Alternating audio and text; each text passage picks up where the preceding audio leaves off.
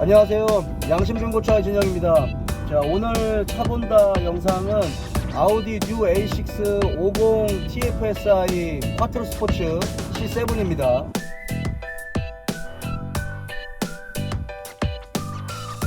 실세대 아우디 A6고요. 이 차는 2016년식의 17년형이에요. 그리고 지금 39,000km 정도를 탔습니다.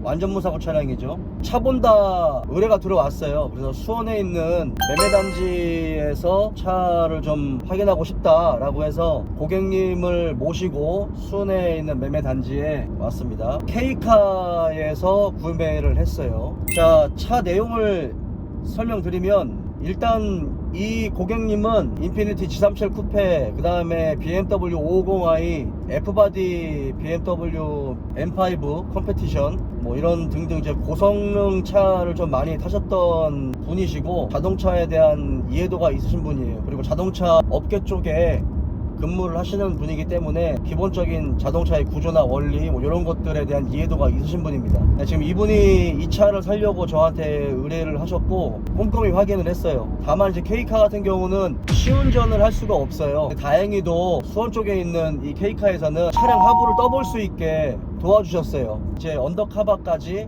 거의 3분의 2 정도 뜯어서 제가 꼼꼼하게 확인을 했습니다.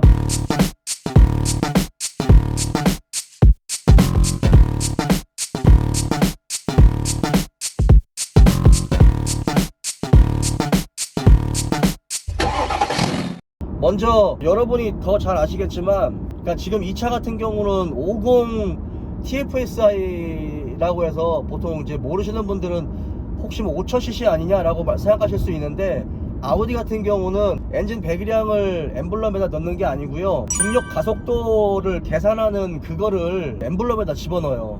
그래서 사실 이 차는 가솔린 V6 3.0 이고요, 슈퍼차저 과급기가 들어간 엔진입니다. 아우디를 이분이 이제 사실은 처음 구입하시는 건데, 제가 구입하기 전에 상담할 때 이 차의 단점이나 이런 것도 잘 아시는지 여쭤봤어요. 근데 이제 그런 부분은 사실은 뭐 잘 모르시더라고요. 근데 아우디, 폭스바겐 아우디 계열, 특히나 이제 아우디 계열들에 있는 차들이 누수가 조금 잘 되고 누유가 조금 빨리 진행되는 편이에요. 이 차는 슈퍼차저가 달려 있어요. 그래서 굳이 지금 시대에 뭐 슈퍼차저 달려있는 차를 살 필요가 있겠느냐 라고 말씀을 드렸는데, 사실 슈퍼차저가 그렇게 메리트가 있지는 않아요. 예전에 터보차저가 기계식 터보차저일 때, 그러니까 지금 터보차저에 들어가는 흡기 임펠러를 진공 또는 전기로 그 배인의 각도를 조절할 수 있는 그런 방식이 아닌 그냥 WGT 때, 그냥 기계식이었을 때는 이 터보의 렉도 좀 있었고 내구성이나 뭐 이런 부분에서도 분명 차이가 있어서 슈퍼차저가 사실은 메리트가 있었어요. 근데 지금은 터보차저의 내구성도 매우 좋아졌고,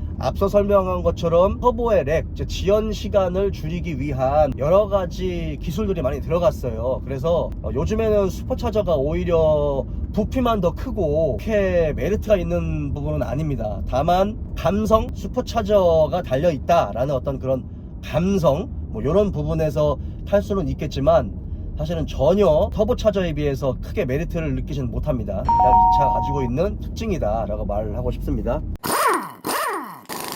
차는 먼저 완전 무사고예요. 그래서 외판이나 이런 부분에 교환된 거는 없었어요. 지금 저한테 의뢰하신 차주님이 차도 좀 잘 알고 있는 부분인데, 이분도 약간 외골수적인 그런 성향이 있으신 것 같아요. 그래서 오히려 내부 세차라든지 이렇게 깔끔하게 완전히 상품으로 만들어지지 않은 이 모습을 보고 오히려 더 좋아하셨습니다. 상품으로 만들어져 있으면 깨끗하게 좀 닦여 있는 부분도 있을 텐데, 그러지 않은 상태를 보는 것을 조금 더 메리트라고 생각하시더라고요. 타이어는 앞뒤 전부 다 해서 80에서 85% 정도 트레드를 가지고 있었고, 브레이크 디스크는 역시나 파먹었습니다. 유럽 차들, 특히나 독일 차들 같은 경우는 디스크는 파먹습니다. 그러니까 면이 고르게 파먹었다면 그거는 그렇게 흠잡을 부분은 아니다. 고객님한테 설명드렸어요. 사실 이제 중고차로 수입차를 살 때 걱정이 되는 부분이 이 차의 단점이 되는 부분, 내가 차를 사가지고 가서 추가적으로 돈이 더 얼마나 들어갈 것이냐 라는 부분이죠. 앞쪽에 이 차의 단점 중에 하나가 체인 카바에서 누유, 그 다음에 오일 필터 하우징에서의 누유, 그 다음에 크랭크 샤프트 리데나 쪽에서의 누유가 될 수 있는 부분이 조금 더 많은데, 지금 제가 앞서 설명한 이 부분들에 대한 누유가 조금 많이 있는 편이에요. 조금 아쉬웠던 거는 분명 성능 기록부에서는 누유가 전혀 없는 걸로 나왔어요. 사실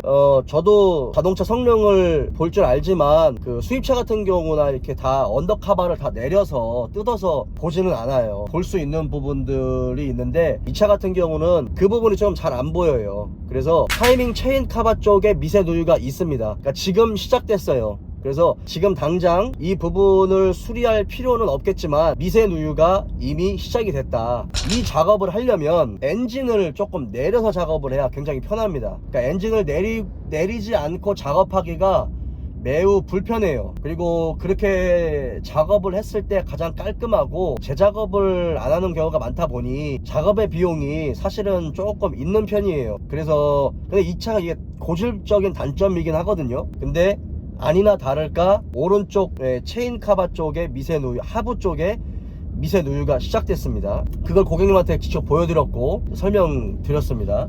근데 K카에서 한 성능상에서는 미세 누유가 전혀 찍히진 않았어요. 이제 그 부분은 제가 따로 좀 항의를 드렸죠. 그 이외의 부분에서 누유는 보이지는 않았어요. 이게 이제 뭐 연식이 16년식이지만 키로수가 39,000km 밖에 타지 않아서 비교적 누유와 누수가 잘 되는 엔진임에도 불구하고 비교적 깨끗한 편이었습니다. 그리고 오일 필터 하우징 쪽에서도 누유가 좀 잘 되거든요. 그쪽에서 누유는 전혀 보이지 않았고, 또 하나의 치명적인 단점이 있죠. 이게 오일 세퍼레이터에서의 누수와 누유가 굉장히 잘 돼요. 이 차가 오일 세퍼레이터가 1번 뱅크하고 2번 뱅크 딱 중간에, 그리고 그 위에 이제 슈퍼차저가 딱 얹혀져 있어요. 그러니까 슈퍼차저 밑에 깔려 있는 건데 이게 안 보여요, 여러분. 그리고 오일 세퍼레이터 자체가 이제 그 엔진 오일의 어떤 유증기라든지 아니면 블로바이 가스 뭐 이런 것들을 한 번 더 걸러내서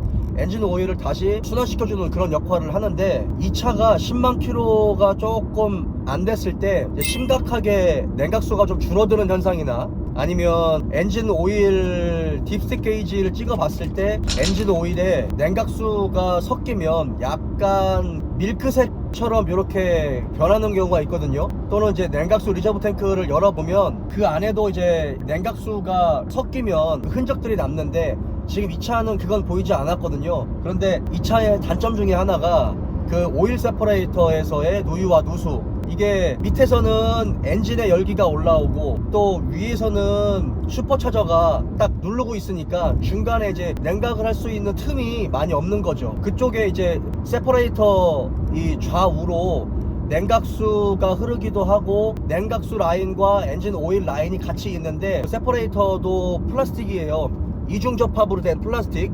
근데 이제 그 고무 오링이 이제 시간이 지나면 엔진의 열 때문에 딱딱하게 경화가 되고 압착이 이게 눌려요. 물하고 오일하고 혼유가 돼버려요. 섞여요. 그래서 나중에 혹시 이제 그걸 모르는 상태에서 장거리 운전을 했을 때 엔진 오일과 냉각수가 섞여버려 가지고 엔진이 망가지는 차도 있고, 요게 조금 많이 단점이 되는 부분인데 지금 키로수가 얼마 안 돼서 그 부분은 보이지 않았어요. 그거는 차후에 한 7만에서 8만 킬로 정도 탔을 때 예방정비로 슈퍼차저 오일 교환하면서 슈퍼차저 한번 좀 드러내고 그 밑에 이제 오일 세퍼레이터 어셈블리로 교환을 하는 그런 식으로 하면 될 것 같아요. 이런 부분도 고객님한테 이제 전부 다 설명을 드렸습니다. 이 차의 특징 중에 하나가 체인 카바가 이게 하나로 이렇게 이어져 있는 게 아니고 캠 카바가 따로 있어요. 이게 V형이다 보니까 엔진을 앞쪽으로 밀고 세로 형태로 뒤쪽으로 이렇게 뺐잖아요. 캠 샤프트가 걸리는데, 그러니까 이제 캠 스프로켓하고 그 뭐 바노스라고 부르기도 하는 CVVP라고 부르기도 하는 흡기 밸브를 제어하는 장치가 달려있는 그 부분에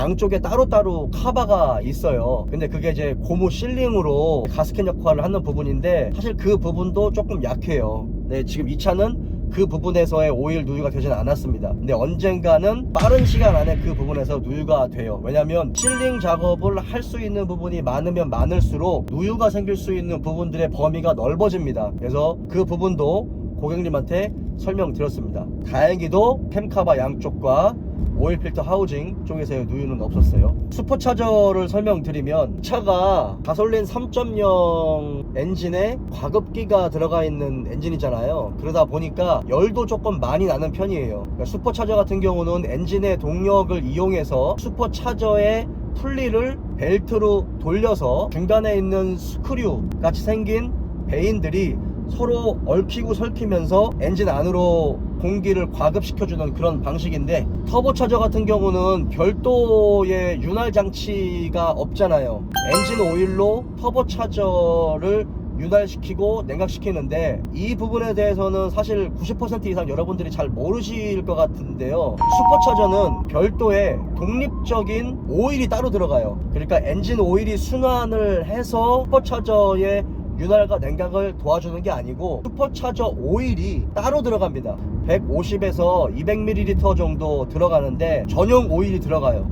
근데 이게 교환하시는 분들이 많이 없고, 이게 조금 더 오일이 굉장히 묽어요. 제가 봤을 때 한 0W 한 10? 이건 오일이라고 하기보다는 약간 플루이드, 액 같은 미션 오일처럼 액 형태의 어떤 오일이거든요. 굉장히 묽은. 그러다 보니까 오일의 증발량이 조금 있는 편이에요. 그래서 이 차 같은 경우는 따로 슈퍼차저 전용 오일을 교환하든지 보충을 해야 됩니다.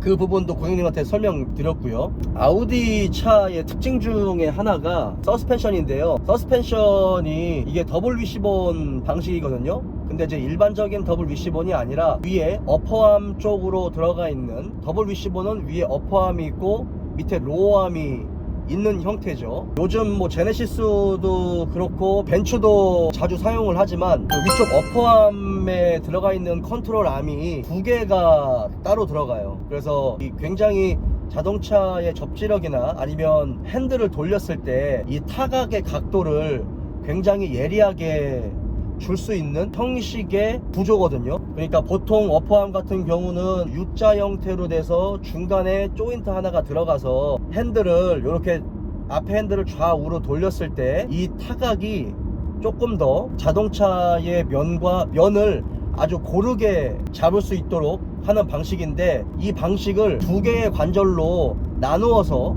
컨트롤 암으로 해서 한 거죠.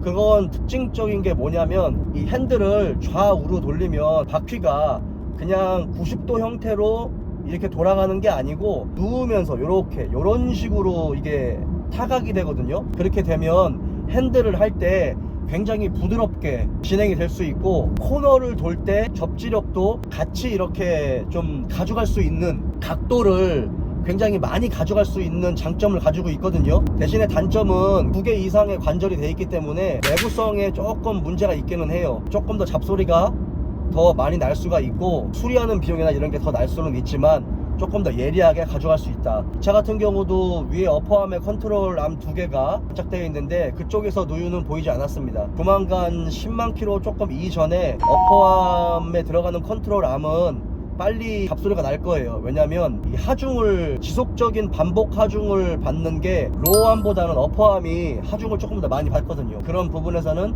좀 단점이 있다. 그것도 고객님한테 설명을 드렸습니다. 슈퍼차저 쪽에서 누수가 생기는 경우는 거의 없는데, 슈퍼차저 중간 말고 양 사이드로 순행식 쿨러가 들어가거든요. 근데 이제 순행식 쿨러 쪽에서도 그렇고 아우디 계열 엔진들이 열이 굉장히 좀 많은 편이에요. 그러다 보니까 냉각수가 흐르는 그 라인 쪽에 플라스틱 커넥터 쪽에서 누수가 좀 잘 되고, 그 다음에 이 바삭바삭하게 고무가 잘 경화가 돼요. 그런 부분에서 냉각수가 좀 증발하는, 없어지는 그런 현상이 있을 수 있는데, 지금 이 차 같은 경우는 그 부분이 보이지는 않았어요. 그리고 이 차 같은 경우는 특징적인 게 차 좋아하시는 분들은 잘 알겠지만 쿼트로입니다. 그러니까 풀타임 4륜구동이거든요. 이 차 같은 경우는 엔진이 정말 앞으로 많이 나와 있어요. 그러니까 보통 아우디 계열 같은 경우는 원래 전륜구동 세팅에다가 다른 시스템을 집어넣다 보니까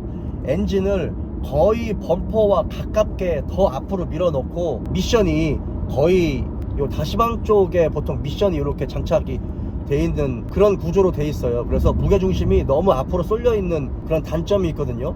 그래서 전륜구동 기반을 타시는 분들이나 4륜구동 기반을 타시는 분들 같은 경우 특히나 벤츠나 BMW보다 이게 조금 고속에서 급격한 코너를 돌 때 자동차가 바깥으로 나가려고 하는 언더스티어드 현상이 다른 수입차들보다는 조금 더 많이 날 수밖에 없는 그런 구조로 돼 있어요. 이 아우디 같은 경우는 그 쿼트로라는 기계식 4륜구동 시스템을 좀 버리지 않고 계속 명맥을 유지하기 위해서 어쩔 수 없이 엔진의 레이아웃을 앞으로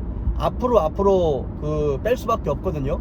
그런 부분에서는 좀 단점일 수는 있는데 이 기계식 4륜구동의 직결감이라든지 그런 부분들이 조금 더 그 매니아층에서는 많이 어필시키는 것 같아요. 앞쪽에 디퍼런셜, 뭐 중간에 4륜을 분배해주는 트랜스퍼 케이스, 그 다음에 뒤쪽에 있는 뒤쪽 디퍼런셜 케이스에서의 누유 이런 것도 전혀 없었고, 그 다음에 디퍼런셜 쪽에 등속 조인트가 들어가는 그 리데나 좌우 앞뒤 쪽에 누유도 없었습니다. 4륜 트랜스퍼 케이스로 들어가는 프로펠러 샤프트 쪽에 그 리데나 쪽에서의 누유도 보이진 않았어요. 이 차는 운전석 밑에 쪽에, 그러니까 좌측에 있는 타이밍 카바 쪽에서 미세 누유가 시작됐다. 요거 말고는 사실상 뭐 다른 부분들에 대한 문제점은 크게 보이진 않았습니다. 이 부분은 제가 충분히 K카 쪽에 어필을 했고, 고객님한테 구조나 원리, 차후에 어떻게 진행이 될 것인지, 그 다음에 수리가 되면 어떤 식으로 수리를 해야 되는 부분인지 그런 부분들까지 고객님한테 전부 다 설명을 드렸습니다. 자, 오늘 차본다 영상 여기까지입니다.